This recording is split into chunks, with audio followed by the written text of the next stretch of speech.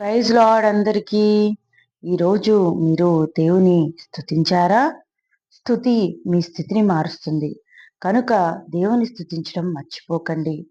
ఈరోజు ధ్యాన వాక్యము కొలస్సీలకు రాసిన పత్రిక 3వ అధ్యాయము 24, 25 వచనములు. మీరేమి చేసినను అది మనుషుల నిమిత్తము కాక ప్రభు నిమిత్తమని మనస్ఫూర్తిగా చేయుడి. మీరు ప్రభువైన క్రీస్తునకు దాసులై ఉన్నారు. అన్యాయము చేసిన వానికి తాను చేసిన అన్యాయము కొలది మరలా లభించును. పక్షపాతముండదు.